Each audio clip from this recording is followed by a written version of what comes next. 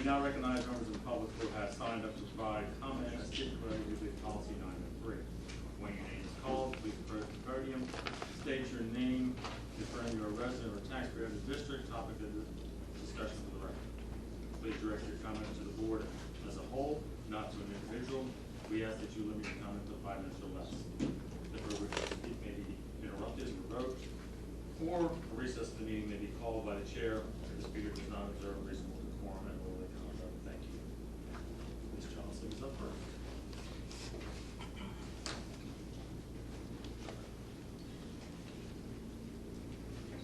Are you guys going to keep this podium here with my back to the audience, or would you mind if I moved it back over there? Go ahead and put it. Go ahead and put it. You put it over there. Okay, thank you. No.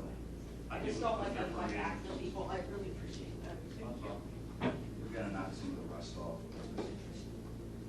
Just like Thank you very much.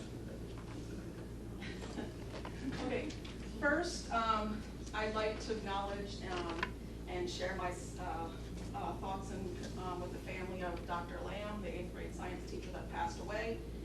She is a great loss to our community. And I know that I really appreciated all her work this past year with my daughter, and my daughter really, really enjoyed it and was really sad to hear her passing. And I know she was a great teacher and a great support system for our students. Second, I'd like to acknowledge and that I see and appreciate all the efforts that have gone into preparing to welcome our students next week, especially our custodial staff and the volunteers and staff for the band and athletics getting ready for the season. I know they've been here all summer because I've been here all summer. I want to give a special shout out to the kindergarten team with their great monthly events. I think that's been really welcome in the community.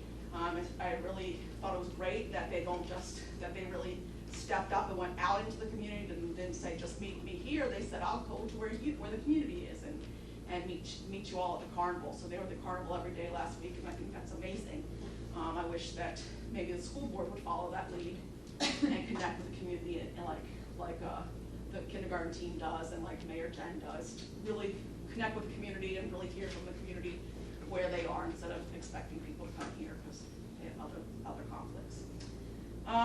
Now, in particular on the agenda, I did look at the slides for the building project tonight, and I'm hoping, I didn't see it in the slides, but I'm hoping that we can have a better understanding of how the facility grant project fits into that schedule. I know there's some things that were supposed to be happening in the high school that was probably better to do while this work is being done on the high school building project. So I'm curious about how much that grant work has been done already, how much will be done before the project ends in December, or how much is going to be done after the main building project is done. I'm also a little bit concerned hearing about all the delays with the state budget and what impact that might have on our budget.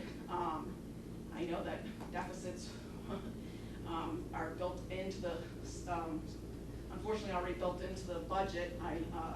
So I'm not sure if there's any need that some of the districts, hopefully not us, but some of the districts have talked about having to already go into the unresolved, unassigned funds and other reserves to kind of cover things, and I don't know if that's an issue yet for us. I am concerned looking at the general fund year to date, the last one that came out for June. There was, I know that's before the audit, but there was $825,000 deficit this year, so it is concerning that you actually have a deficit unless something changes between now and the audit.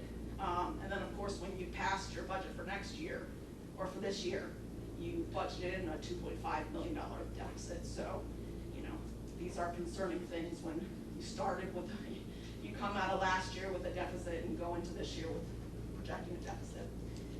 I'm also extremely concerned about the school board and the school's repeated violations of the Sunshine Act.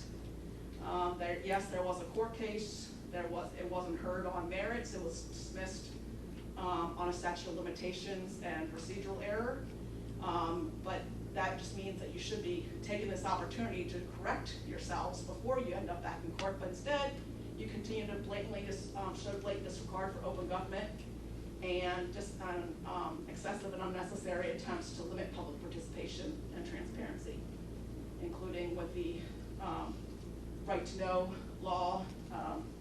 You tried not to give me, you tried to deny my request, and unfortunately the state saw that you were trying to hide records and ordered you to turn over records by this Friday. I'm also concerned, particularly the Sunshine Act violations that are continuing.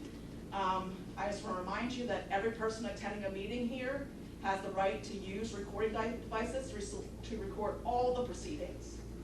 And the public, but the public can't see or record all the proceedings when board members hide behind mirrors or large bags, such as we see tonight, which got wrestler again. We also cannot record everything in that one row of seats because you cannot see that side of the table. So that's why that's not a reasonable rule. That one row of seats does not allow you to record Mrs. Ewan or anyone else sitting beside Mrs. Ewan. It's not reasonable. The law allows you, not only does it have to be reasonable,